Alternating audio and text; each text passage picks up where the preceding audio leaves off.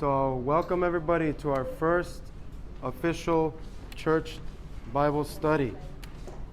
I'm very excited today to get this going, and I know we've been planning it out for a while, but I do want us to be able to come together with opportunities like these to learn different things and to fellowship and to strengthen each other in different areas.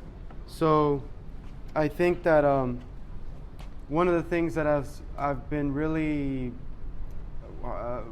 dwelling on or meditating on or thinking on is helping us to really prepare for what's coming, for what lies ahead.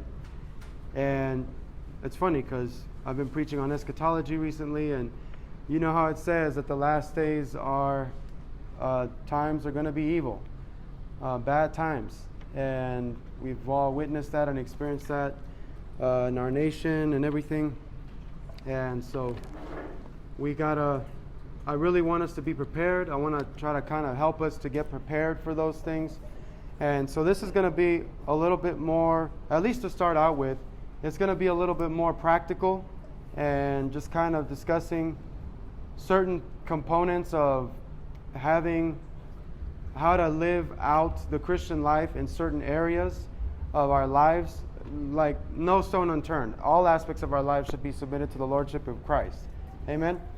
So one of the things that I wanted to start out with was financial wisdom and folly, and how to wisely manage our finances and achieve some financial independence that is not reliant on the government, on welfare, things like that. And just so that we can be stable financially as much as possible, and to also lean on each other, right? To lean on each other, to look out for each other, because, you know, we all kind of see the writing on the wall. The times are coming. So just kind of, that's what I've been seeking to, trying to think about how to best communicate this and discuss it as a church. And these will be interactive, so you can raise your hand, and you know, we can make this interactive and just kind of keep the discussion going. But that's really the goal, is to have some kind of achieve that sort of economic, financial, even food sort of independence, so that we can take care of our families, of ourselves, even when times get rough, and to have a plan, to be prepared. That's what the Bible constantly talks about, especially in Proverbs and related passages, where we need to be prepared. We need to always be prepared, always be ready, not just spiritually, not just when it comes to apologetics or evangelism, but also in every aspect of our lives. We should always have a plan and be prepared. So, with that said, I really wanted to cover some basic stuff, but I have a poll, some questions I wanted to ask y'all. How many of you are familiar with Dave Ramsey? Okay, so pretty much everybody. How many actually went through the Financial Peace University from Dave Ramsey? Okay, so a lot of this kind of motivated me because my wife and I, when we got married, we went through the Dave Ramsey the courses and the Financial Peace University. We didn't do it right because we didn't do the homework, which was kind of the point of it. You were supposed to do it together as a group, and I guess I got confused, and I didn't realize that you were supposed to actually apply this stuff while you were doing the class. But it helped us.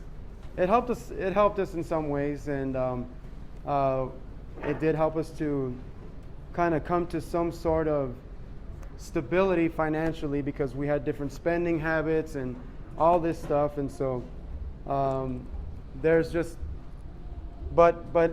more recently, I've been very upset and disturbed about the fact that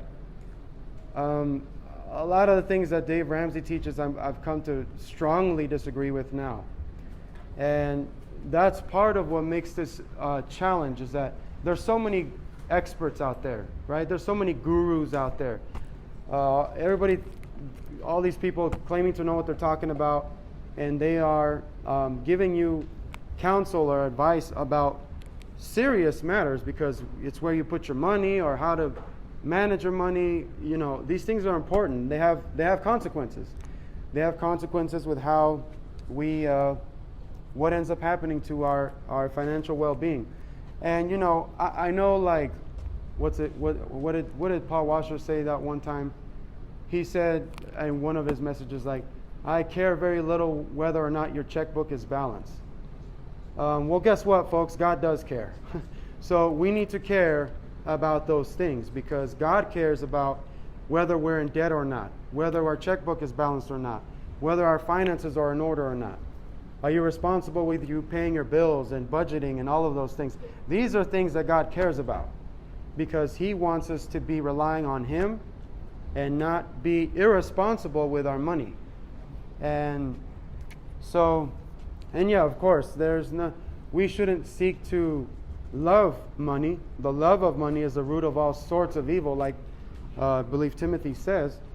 But at the same time, money is a means that we have to buy things, to acquire things, and it's means. Just like God uses means on earth to accomplish His will, money is a means that we use to accomplish things on earth. And so it's not something that we can avoid. It's something that we have to deal with. And I want us to really gain a biblical perspective on this. So that's one of the things I want. And you know, this will be like a lot more flexible in our study. Like I know I've talked about some of y'all about having, like, playing a video and discussing it. Like there's some really good stuff that we can discuss too, video curriculums and stuff like that. But really, this is like, I want to get this down first, right? So we can be prepared and just kind of help everybody make sure that they have a good financial plan with a biblical perspective on all of this stuff. And does anybody have a Bible, a spare Bible? So, yeah, my apologies. I got a little hung up at work today, but so I mentioned Dave Ramsey. So y'all may have heard the baby steps from Dave Ramsey, right? The first step is, of course, to pay off your debt, and you know that's good advice. So, because the scriptures say, where's that passage in Proverbs? I think it's in Proverbs 23, where it says that the borrower is slave to the lender. So, yeah, I think it's in... Is it in 23? Yeah, if somebody finds it, we can go ahead and take a look at that passage. Okay, here it is. Proverbs 22. So Proverbs 22, starting in verse 6, it says, train up a child in the way he should go. Even when he is old, he will not depart from it. The rich rules over the poor, and the borrower becomes the lender's slave. So there's a very clear consequence to borrowing money. And this is where we want to be careful, right? Because who we borrow money to or borrow money from, it changes the relationship. If the expectation is to pay it back, you know, I remember when I was in high school, I think I had sold my paintball gun to one of my friends from high school for, I don't know, a couple $100s or something. And so we had agreed to it, but he didn't have the money, so he said he would pay it back later. And then time went on, and he never paid me back. And that basically tarnished the relationship. He kind of avoided me, and we just never really talked after that because of that relationship changes. It puts tension on it, and because it makes you a slave in that sense of requiring to pay that money back. So we have to be mindful of those things when we borrow money or when we co-sign. That's generally not a good idea, co-signing or borrowing money or lending money. You have to be really careful with those things, because especially when it's somebody who is a friend or somebody from church, you want to be really careful, because that can really strain the relationship, right? So those are things that we want to be careful with. And but so we had a lot of debt. My wife and I, we had a lot of debt when we got married, and it was tough. It was very challenging, and we really had to stretch our dollar. We had to really buckle down, rice and beans and beans and rice, and except in our case it was like chicken and chickpeas or something. But we had to really strap down, because I didn't make a whole lot of money when I first graduated, and I didn't want welfare. I didn't want the government taking care of us. I didn't want any of that help. So it was a principle that we lived by, and yeah, it was tough, but it forced us to just trust God and rely on Him, and He provided every step of the way. So He took care of us, and even though, it was challenging, it was tough, and we had to work things out, but we just part of this is having a healthy balance of how to make sense of these things as a whole. In terms of government and economics and all of those areas where it's a daily thing, we have to deal with on a daily basis. And when we were starting out, we had a lot of financial trouble, and what they say, what the number one cause of divorce often is, right? Have you all heard what the number one cause of divorce tends to be?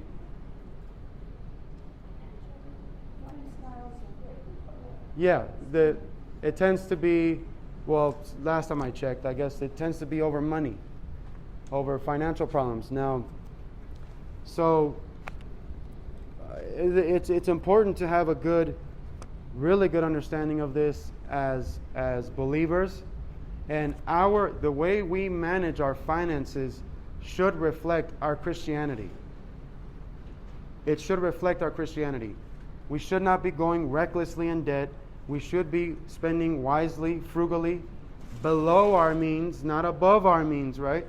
Simple stuff that everybody, a lot of people, back in the day, used to be more commonly practiced, but now you have to actually say it, because our society is so dysfunctional now with credit and debt and all these things. But so we want to be responsible financially.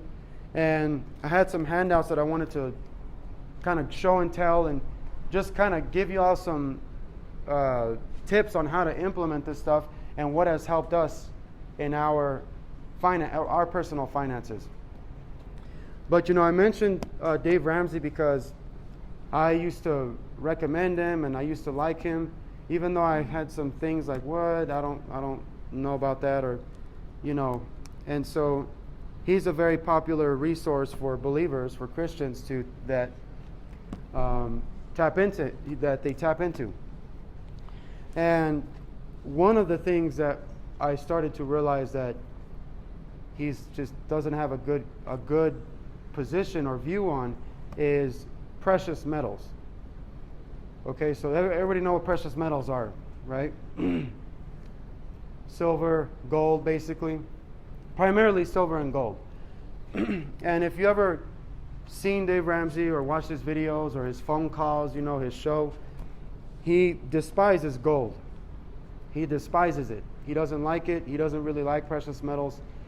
What he mainly recommends with investing is all the traditional stuff like 401ks, investment retirement accounts, government accounts, basically, and mutual funds.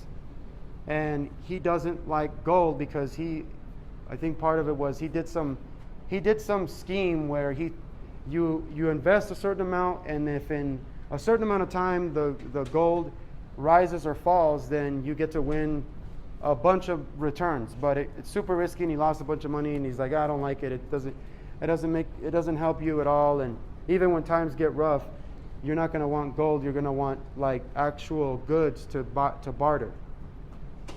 And really, the ironic thing about this is that with the way the economy is going right now, many of you are aware and are seeing the rise in prices, right?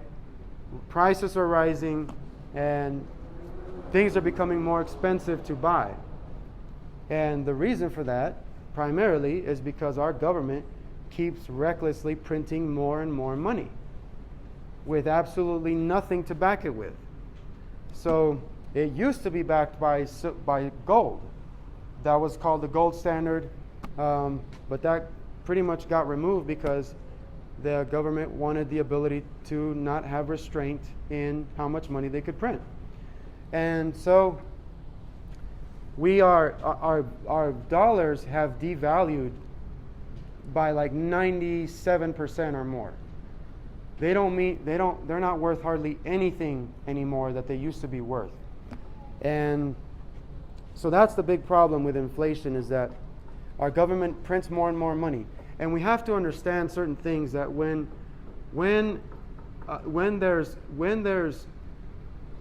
the government controls the currency, and we have to make a distinction between money and currency. This is an important thing, because currency is what we use to spend to acquire goods. That's just currency. The dollar is not real money because it's not worth anything. It's not actually real money. Real money has certain characteristics. It should be fungible. You can divide it up. It should preserve value. That's the main thing that our money, our currency, doesn't have. It doesn't preserve value. And real money preserves value. That's why if you look in the Bible, if you search for the word silver and gold, you will find like hundreds of references all throughout the Bible. And the Bible describes wealthy men like Abraham, like Job, as wealthy because they had, in part, livestock and silver and gold. Lots of it. Solomon, the richest man, he had a lot of silver and gold. So there are things that we need to be aware of so that we're not confused or deceived by, well, if I have a bunch of money in the bank, then I should be okay. Because that's actually not okay. Banks are one of the most unsafe institutions to put your money in. And that's something that we all need to be aware of and careful of. So now I'm not trying to scare you or scare you into what do you call it, like getting into some scheme or whatever. I'm just telling you like it is. And that's really the goal of this, is for us to be properly a proper biblical view of what real money is and what it means to preserve, how to best preserve it and protect our wealth, so that, like the Bible says, we can leave an inheritance for our children's children. Amen? So, and in order to do that, it requires for us to wisely manage our wealth and our finances. So a big thing about money is really what we want to deal with is simple budgeting. And, how many of you budget? Okay, well, that's good. Well, maybe I may not need to go spend too much time on this, but that's awesome. It's very wise to budget. It is very important to budget because, and this is one thing that I did think Dave Ramsey does a pretty good job of explaining, is because when you budget the way he advocates, which is essentially like a zero-based budget where you pre-assign all of your money, your income, to a category, to something. That way, you tell your money what to do and where it goes, as opposed to what we used to do a lot of, my wife and I, doing a post-mortem, doing a where did my money go? And that's not a situation that you want to be in, because you're being passive with your money as opposed to active and reactive as opposed to proactive and responsible, right? So I use, we have different budgeting forms that we just use these because we started off with Dave Ramsey, and they basically worked for us, so we just kind of kept using them. But there's plenty of budgeting things that you can use, forms and apps and stuff. And one of the apps that what I used to use was Mint, but as you all know, it was discontinued, and it was replaced by Credit Karma, which I didn't like because it didn't have the same features. So I actually switched to a really good app that's very similar, and it's called Pocket Guard.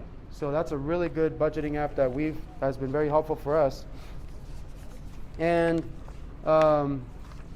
so one of the main forms that I like to use, that we use as a family, there's this monthly cash flow plan. Yes. Pocket Guard? Yes, it's one word. Pocket Guard. Yes. It's on Android and on iPhone as well, Apple. So I have two forms here. They got chicken scratch all over them because I prepared them, but this is a monthly cash flow plan. This is where you tell your money every month where it's going. It's got a category for pretty much everything you need, for charity or giving, saving, housing, utilities, food, clothing, transportation, medical, health, insurance, personal stuff, recreation, debts, all of it. So you put it all on paper so you know exactly where your money is going, and you leave no money unassigned. So you try to look ahead of time. Okay, what am I going to spend on this month? How much gas, how many bills, how much debts, how whatever. And you pre-assign it in a budgeted category in the column, and then you start tracking it through an app or through a different form, which is an allocated spending plan. But I like to use the app to track our spending, and you track it and you see how much you spent, and you say, okay, well, I spent a little more than I thought I was going to spend. So then you make adjustments for the next month as you need to, or whatever. And you prepare this before the month starts. So you want to prepare this a day or so before the month starts, so that when it starts, you're ready to go. And so this is really, really important, and this is one of the basic sort of strategies that Dave Ramsey talks about. You have three basic buckets of where you put your money in. The first one is giving, right? We give it's like tithing the first fruits. It's sort of a similar principle in the Old Testament. Now, of course, biblically speaking, in the New Testament, we don't have a set amount that we're required to tithe, right? But at least 10% for us generally works. It's something that we can allocate, budget for, and it works. And we sort of put it there. It's on autopilot, automatically drafted, and we're good. We're good to go. So that's what we use in our situation. We like to just go ahead and tithe every paycheck or whatever. We just tithe 10% of that, and we're good to go. And the Lord, He blesses giving. Obviously, it's a principle that He does bless. And I'm not talking about oh, you sow a seed and you're gonna get that car, whatever. Like that's utter foolishness, right? I'm not talking about that. I'm just saying that the Lord provides, because those who give with a cheerful heart, the Lord blesses, and He takes care of. So and it's, even if you don't have a lot of money to give, that's okay. It's not like you don't have to feel bad if you can't give a lot of money. The important thing is to have a generous spirit and to be willing to give. Now, if y'all are rich, which many of us, probably most of us are not, the Bible does command you to give liberally. So if you ever strike it rich, let me know, and I'll be sure to keep you in check and that you're giving enough, literally, because the Bible does command that for those of us who are wealthy, which I know not many of us are, but so giving. The next thing, this is really important. The next thing is saving, right? Saving. So we give up front, we give first, and then we also save. And this is one thing that has helped me a lot with the Dave Ramsey stuff that I've learned. It kind of helped us to keep track of our finances in a relatively somewhat stable way. But this form that we use, it's from the Dave Ramsey website, and it's called a breakdown of savings. A breakdown of savings is basically just, okay, what big expenses do I have to save up for, either in a year or longer, and instead of getting caught with the surprise of smack, oh man, I have to pay $4,000 in property taxes, which is criminal, and in El Paso that happens a lot, and we shouldn't, but instead of being surprised and, oh man, I have to pay it all in one blow, what this helps you do is to break it up into monthly saving in a monthly saving plan, so you save up for it throughout the year, gradually, instead of all at once at the very end. So this is really, really important, very powerful, because it helps you to build up savings, and we use this for several things. Like we use it for a car, saving up for a car, or insurance, because and this helps you out even more. This is why I want to talk about this stuff, because you save a lot more money when you save money. When you pay for insurance, for example, like car insurance, auto insurance, our premiums.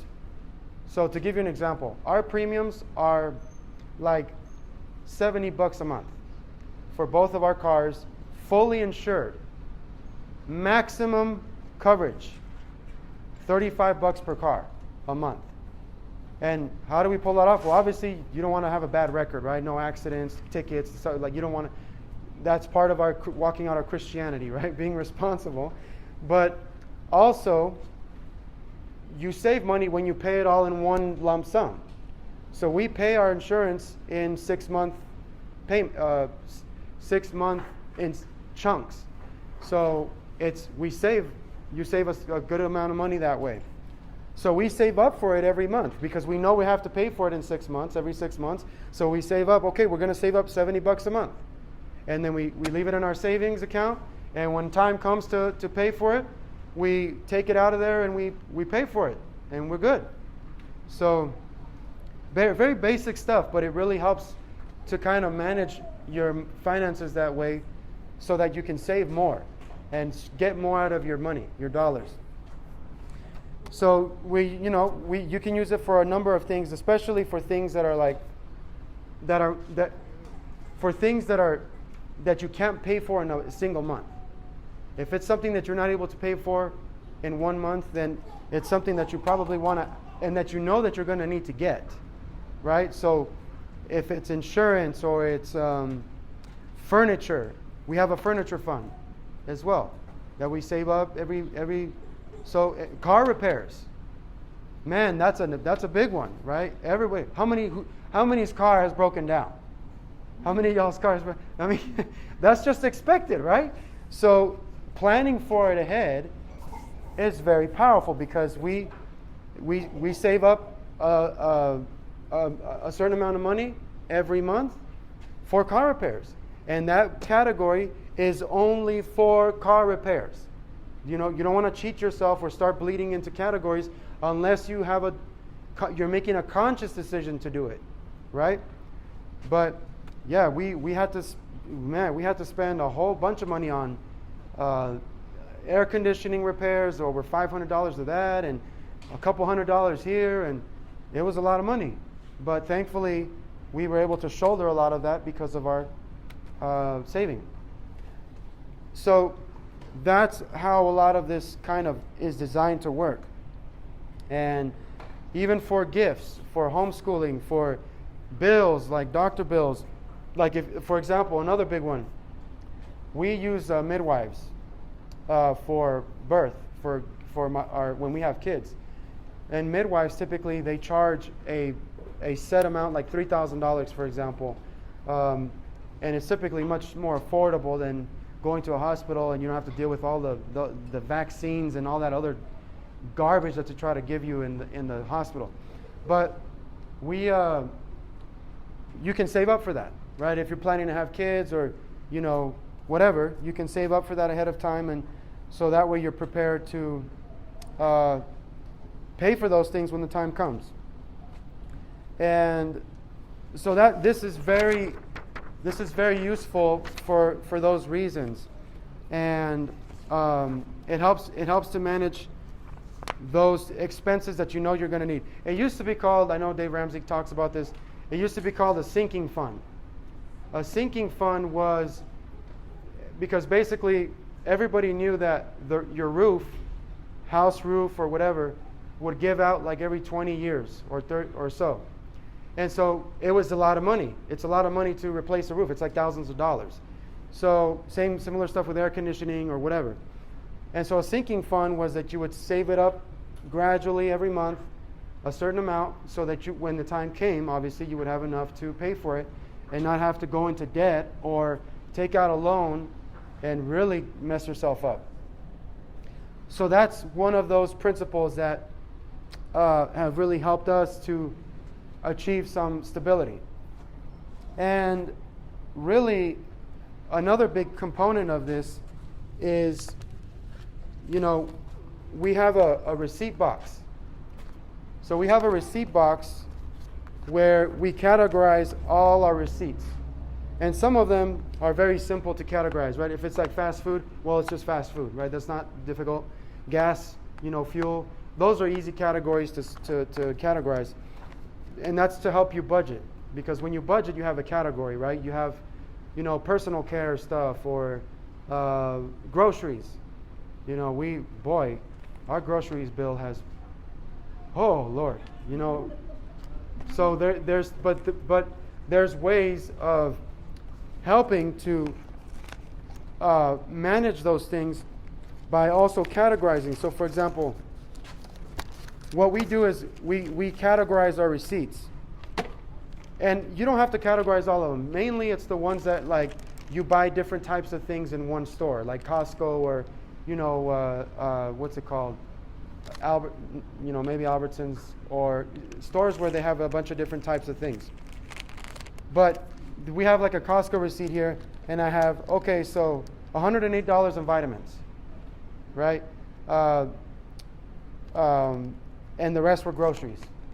So we use that to help us to allocate, we're going to spend a couple $100s on vitamins, we're going to spend, $1,200 in groceries. And that's a real number, in case you were wondering. And it's gotten higher than that as well. So, so that helps us to, when you categorize the receipts, you're able to track them in your app or on your allocated spending plan, your monthly spending plan, so that you can track your spending and make sure that you're meeting your allocated budget amounts, right? So very simple to do.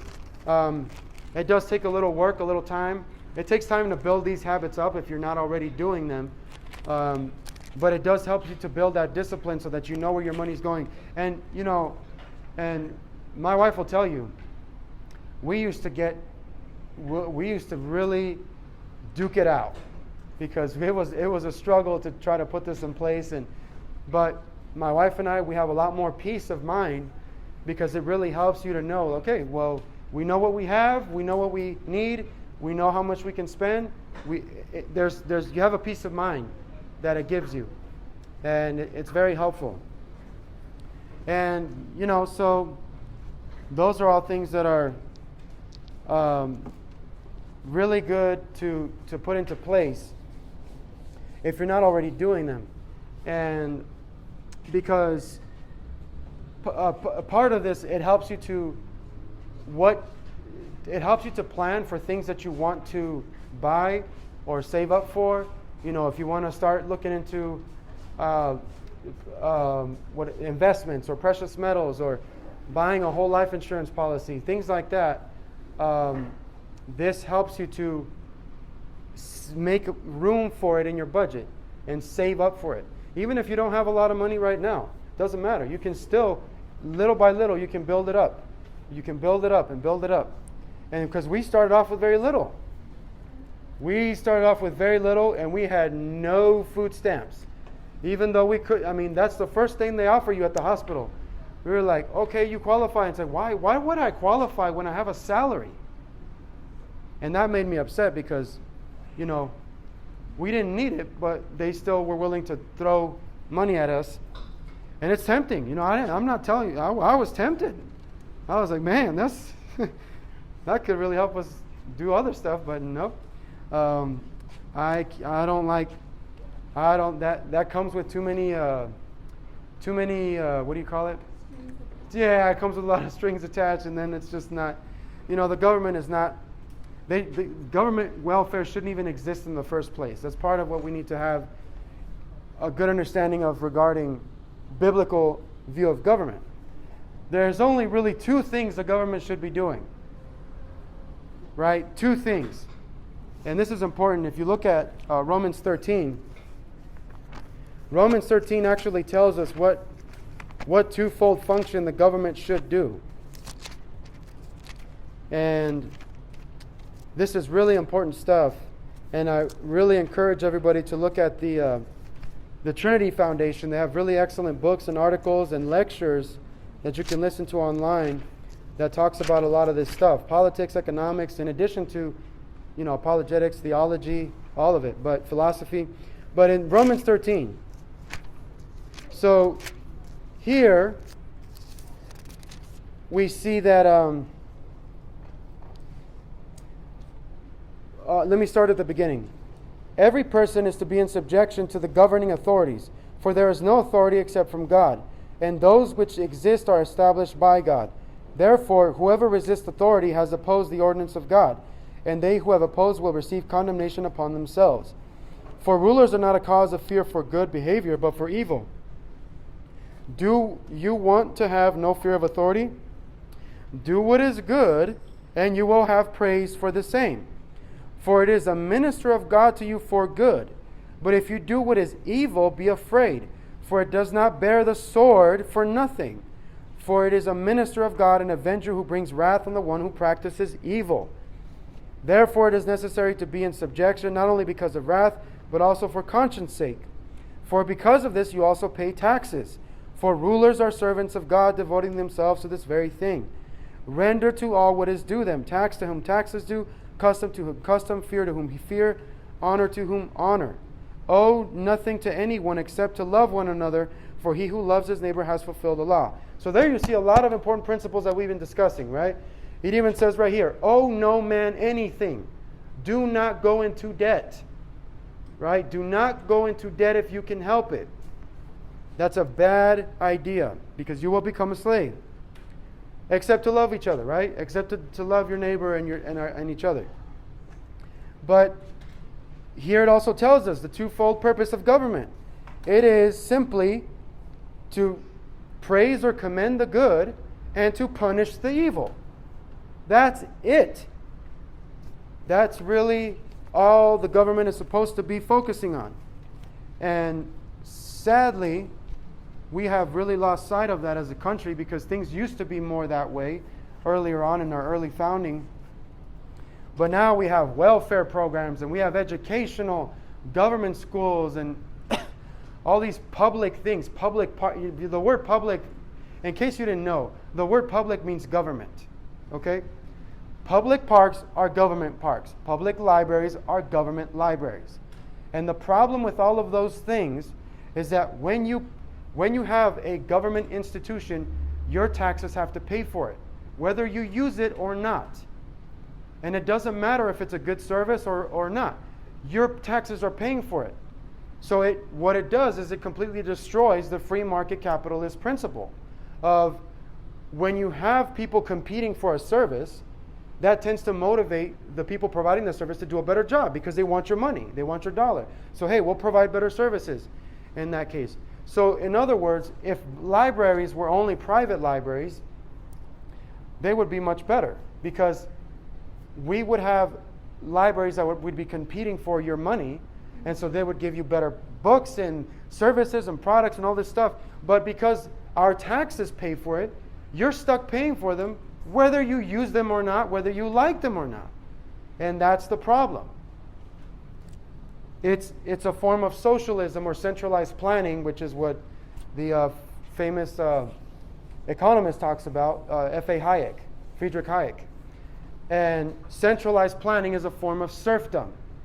That's why our property taxes are so high, right? We have outrageously high property taxes in El Paso because we pay for all of these government things. Parks and schools and all of this stuff. If you look at your property tax bill, you'll see the breakdown of what you're paying for. For public roads and government roads and everything. And then the what's it called? That hospital, that the worst hospital in the city. UMC.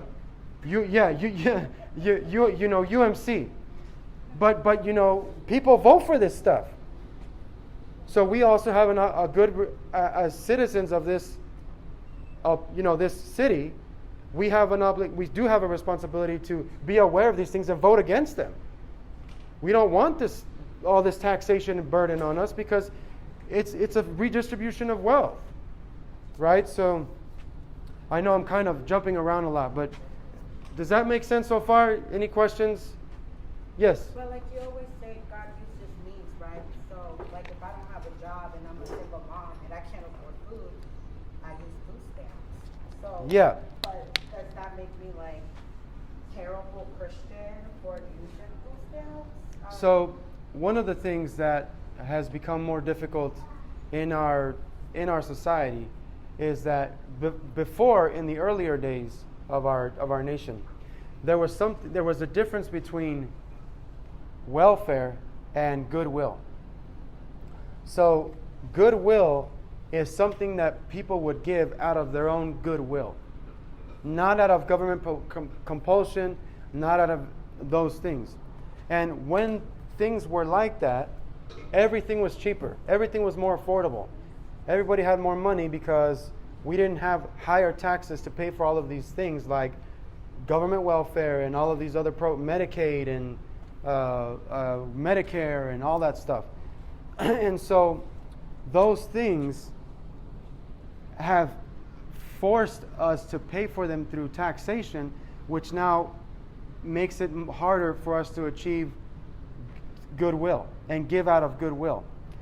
And one of the important things that a church is supposed to do is a certain kind of ministry, and it's called a ministry of mercy. Mercy ministry is one of the functions of what a deacon does as well. A church, it tends to manage those things because if you see in the New Testament, like in the book of Acts and in the New Testament, the deacons would be the ones who would manage, they would distribute those who had need in the church. And that's the model that I'm trying to get us to move towards, is to rely on each other. Rely more on each other so that we don't have to rely on government or on other welfare programs like that. So that way, the Lord is the one that is providing and working through those means. Now, is it a sin to get welfare? No, I'm not necessarily saying that. We used Medicaid when we were first married because, like I said, we didn't make a whole lot of money, and we had Medicaid for our first son's birth. But, I fought it every step, although I was so just, it's not something that we want to indulge in. If it is something that we use, it should only be minimum amount possible, not rely on it more than we need to. But really the goal of this is to get us to rely more on each other.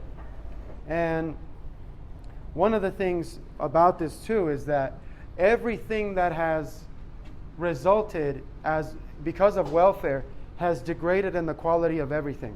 Because you'll see this if you read, there's articles on the Trinity Foundation, because now that we have Medicaid, Medicaid, when a doctor accepts Medicaid, Medicaid only pays like a third of the bill, if that. So they pay, when you accept Medicaid, you're losing money, basically, as a doctor. And so what that does is that also has unintended consequences. It degrades the quality of care, because now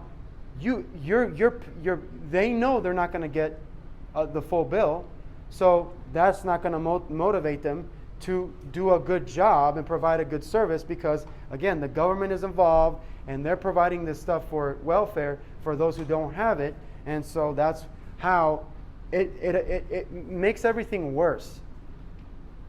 And there's the feeling that, well, this is something that is actually going to make things better for those who don't have the means to get that kind of help. But the reason we're in such miserable conditions right now is because of these welfare programs have gotten out of control.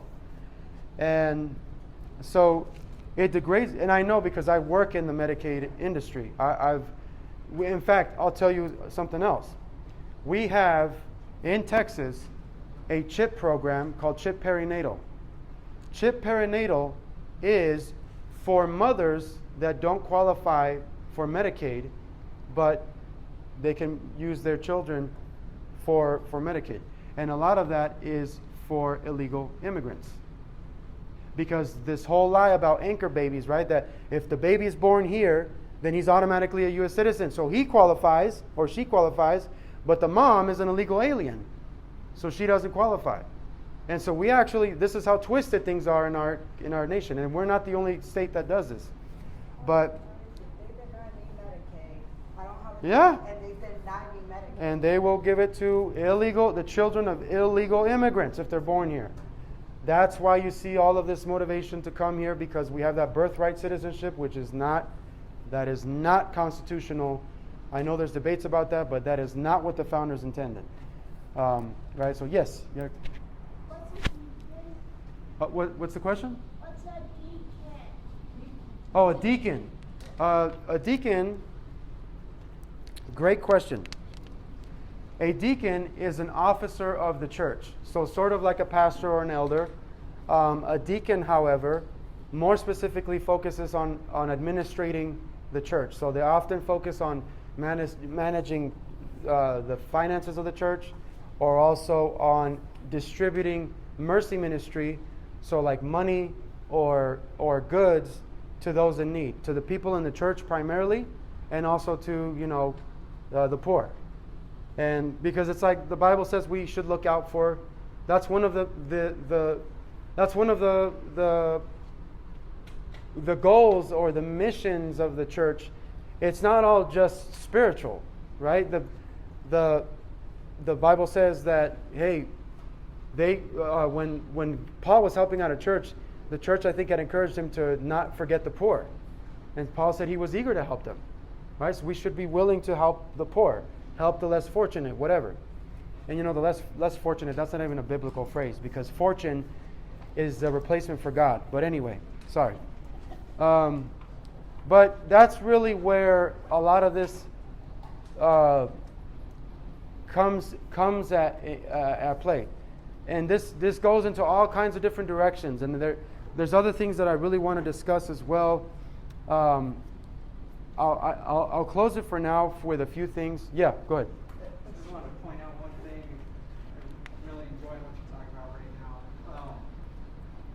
I was just thinking, we spend billions on abortions and sex changes.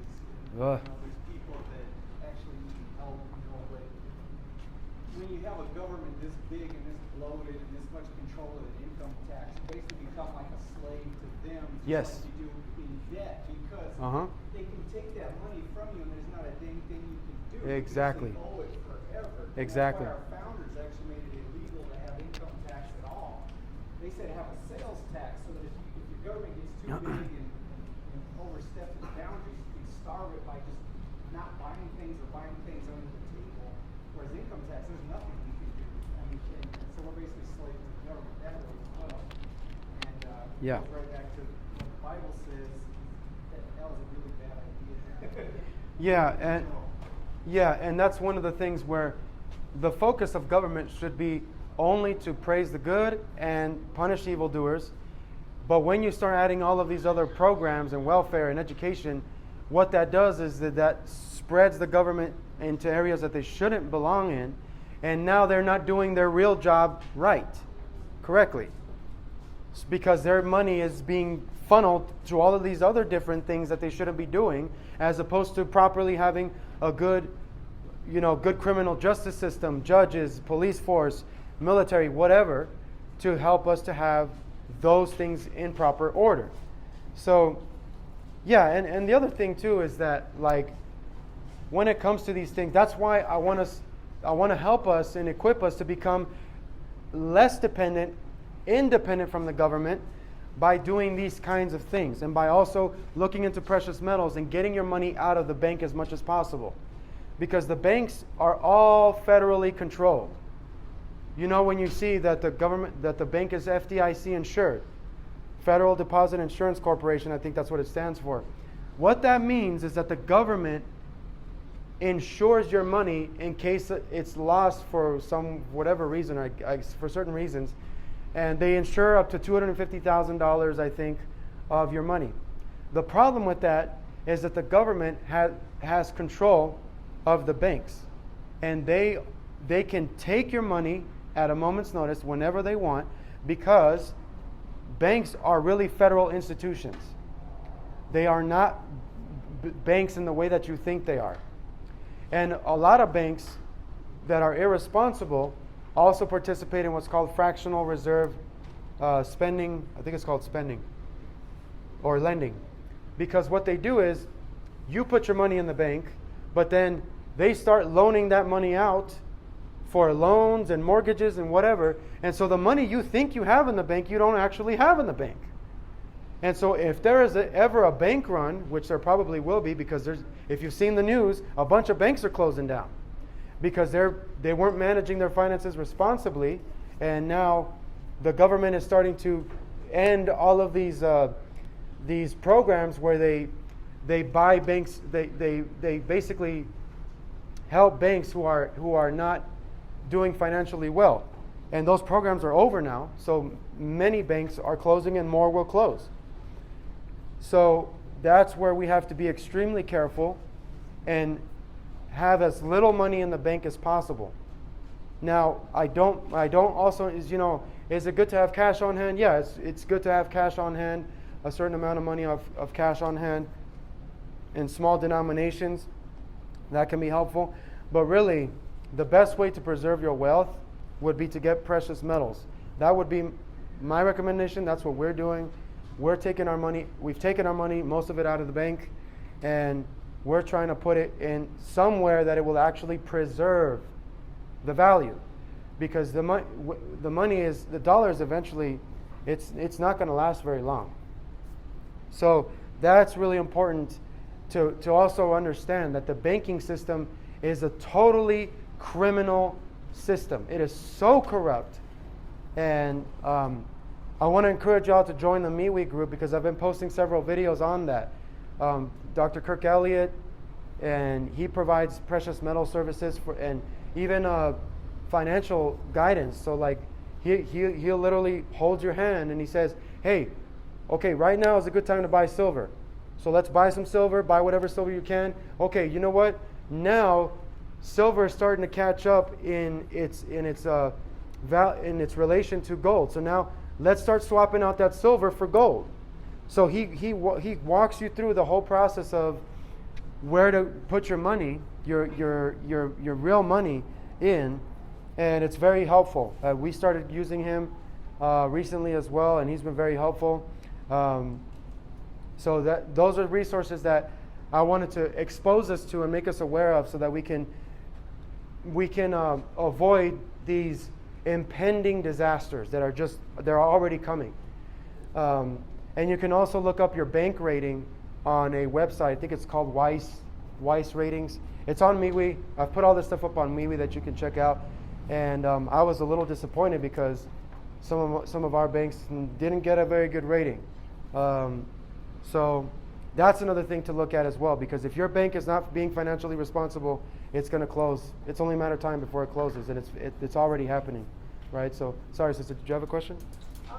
No, I just wanted to piggyback on that because I mean, I'm learning right now all this terminology and stuff, but my sentiments have been that they take the freedom of our choice on what we want to give as a goodwill Yes. offering. Like if we want to personally give to personal ministries or people that we know or situations, and they are forcing us to help in areas that we don't agree with, you Mhm. know, and so that's all. Yeah, that's Did the I problem. understand that correctly? That's the problem with, that's why socialism is a problem. Because socialism is taking the money from the haves and giving it to the have-nots. And really, what that does is that there's no socialist country on the earth that has ever been successful, because it always has the same problems. And true prosperity comes with freedom. It comes with having a certain amount of freedom to use your money in ways that you would want to use it, as opposed to being forced to pay for something that you don't even need or want. Right? So that's the whole problem with a socialist type system, which we basically have. We are a welfare society, and that has destroyed our country's wealth and our ability to build, maintain, and preserve wealth, because we've got, if you want to buy a piece of property here, it's almost like you don't really own it, because you have to pay thousands of dollars of property. We were looking at a beautiful house on the Northeast, and but we couldn't do it because it was $7,000 a year, just in property taxes alone. And it's like, no thanks, no thank you. I don't want to be a slave. That's what serfdom is. You become a slave to your own property. You don't really own it, right? So yeah, go ahead. I was just going to say, Carlos, on the property tax thing, we have a house in New Mexico that we're renting out. It's like $50 a month, property tax. Yeah. Our house on the Northeast is like $350 a month. Per month. It's ridiculous. We were shocked. we were like, we thought they did the paperwork wrong. Yeah. We made our first payment. We're like, hey, what happened here? It's ridiculous, yeah. It's crazy. That's why we're... Our realtor said it's about the same rate as Beverly Hills, actually. Yeah, it's one of the highest in the nation. Yeah. One of the highest in the nation. And that's why we were more tempted to look in New Mexico, because they have much lower, and the taxes don't go up. They are set when you buy the house. They're set at that point. They don't go up. So it's a much better way of you have more control of your property there. So yeah, it's criminal. It's just criminal. Yes. How do you buy stuff with gold and silver and such? Good question. So with silver and gold,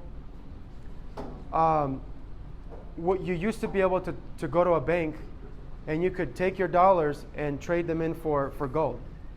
Now, gold is no longer used as a means of exchange in our country, but gold can easily be converted to dollars. So if you ever want to, like for example, if you buy some precious metals from I don't know what you call them, a dealer. I think they're called precious metals dealers. And you say, well, you know what? I want to take some out. I want to take some $10,000 out. And so they can write you a check for $10,000, convert that amount of gold into dollars and send it to you. And that's why I really like Dr. Kirk Elliott, because he charges 8% of what you invest in up front, but he charges you nothing when you want to liquidate. So if you want to take your money out, it's free. There's no charge for taking it out. And that's typically much better for you, because when you take the money out, it's typically because the value has gone up. The value of the metals has gone up. So that's really good. And one thing I forgot to explain as well is that wealth, there are something called what Mike Maloney calls wealth cycles. And I highly recommend that everybody checks out Mike Maloney's series on the hidden secrets of money. It's on YouTube. And Mike Maloney talks about how there's wealth cycles. And these wealth cycles are very predictable in certain ways. Because when certain things are going well, other things are not doing good. So when the stock market is doing well, when those things are doing well, real estate is also typically doing well, and then precious metals typically are not doing that well. But when those things are inflated or high, there's an inverse relationship there, in other words. So right now, we're basically at a point in time where we are so inflated, and the economy, the market is so inflated right now, it's about to burst. And what that means is that things are overvalued, the real estate is overvalued, and the stock market is overvalued because of the inflation of the dollar. So what that's going to mean is that when the bubble starts to pop, the inverse will happen. The value of precious metals and hard assets will tend to go up, and then everything else will come crashing down. That's why right now is a good time to get into precious metals, because they're affordable. They're affordable, they're cheap, especially silver. And you can get into that while it's affordable and then ride out the wave, so that when it gets up, you can have a significant amount of wealth built up, because that transfer of wealth results because the governments manipulate the economy through printing money. And they should have no power to do that whatsoever. Government should not control money. So that's when bad things happen. Yes? What's going to happen, like, for people like us, that we're not rich, we don't have the money in the bank or to invest in gold? What's going to happen with us if the banks crash? Well, if you have nothing to lose, then you have nothing to lose. But you can. Yeah, one day at a time, right? But you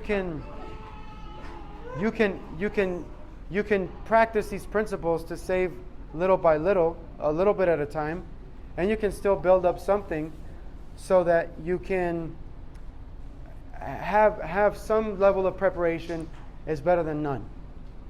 And in any case, that's why I also want us to have this as a church, because as a church, we want to take care of each other and provide for each other as needed. Not abusively, obviously. We don't want to abuse that. Every man, if you don't work, you don't eat, right? You have to work. You have to be diligent, take care of yourself and your family. But at the same time, when we fall into hard times, it's good to turn to the church rather than to the government. That's something that I want us to do, to promote, right? So that's important as well. Yes. So on her question, well, if we don't have anything, what would happen right now, all of us, if we have our money in the bank and the bank, it just ceased to exist, so do we lose whatever we have in the bank? It's gone. Disappear? It's gone. Like we're just... It's gone. Wow. And in fact, it's already not there.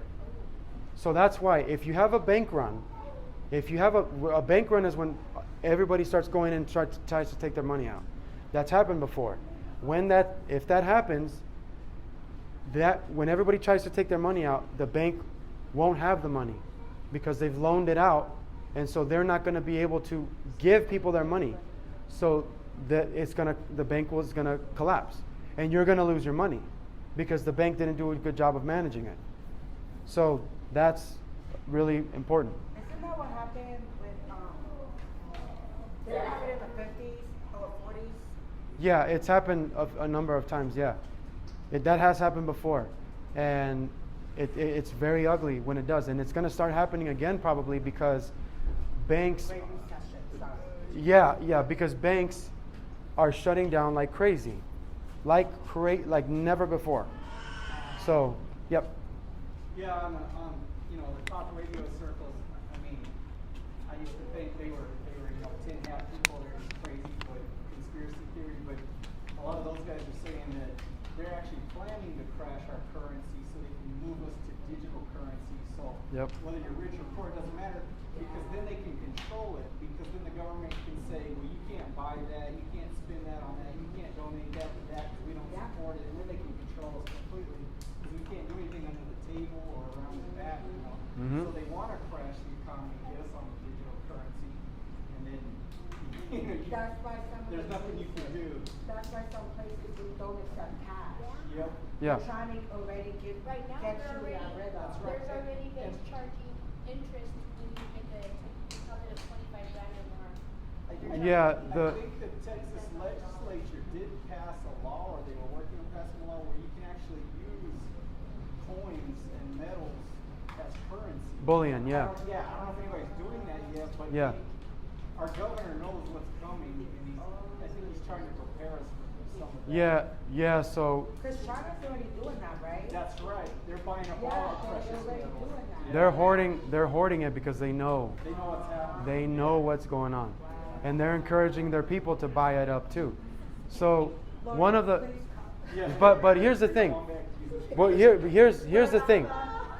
So what I want to get us to look at more carefully is, we may think we don't have money, a lot of money, but you might have more than you think. What I mean by that is, you might be spending too much on cell phones, or on cable, or on insurance. So that's what I want us to look at more as well. Finding a good insurance providers, like I use the one from that Dave Ramsey endorses, which is Xander Insurance. We've had very good success with those companies, and they provide all kinds of quotes for all kinds of stuff. So look at those things. If you're paying too much, you shouldn't be paying more than like $20 a line for your cell phone bill. You shouldn't really have to be paying hundreds of dollars for things like that. There are ways to cut costs like that really free up your paycheck, because those are monthly expenses, right? Everybody typically has them. So finding ways to cut the cost on those things, finding better insurance, finding better service providers like cell phone, internet, whatever. We've been trying to be very diligent about those things. We only pay $40 a month. $40 a month for both of our cell phones, and we pay $25 a month for our internet. So you find ways to cut those things down, and we can even do it as a church, right? We can, hey, let's start a family plan, and with 10 people, it'll cost $10 a line, right? So that's part of how we can make this work for all of us, by doing things like that and helping us cut those costs down, because you'll be surprised at how much you could save. You really could save a lot of money doing simple things like that, and use them for other things that you can build wealth in and stuff like that. Yeah? Yes? How can you get your money out of the bank? Good question. So that's actually a good question, because I remember listening to Dr. Kirk Elliott's interview. He said that he tried to take money out for a vacation. He tried to take out like $3,000 for a vacation that they went to, and the bank didn't have the money. They couldn't give him the cash. Yeah, it's scary. So that's why I want to bring this stuff to our attention, so we can start taking measures now, before it's too late, before the point of no return happens, and we cross that Rubicon. It's already, we're very close to that already, but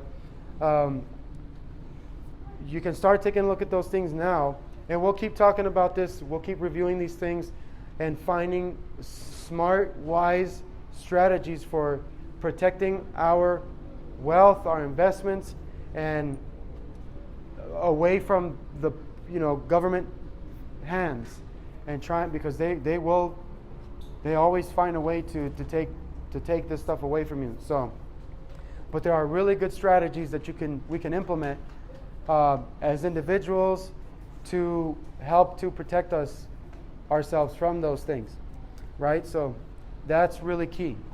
Okay? Anything else before we close out? Alrighty. Thank you for listening to the sermons of Thorn Crown Covenant Baptist Church, where the Bible alone and the Bible in its entirety is applied to all of faith and life. We strive to be biblical, reformed, historic, confessional, loving, discerning Christians who evangelize, stand firm in, and earnestly contend for the Christian faith.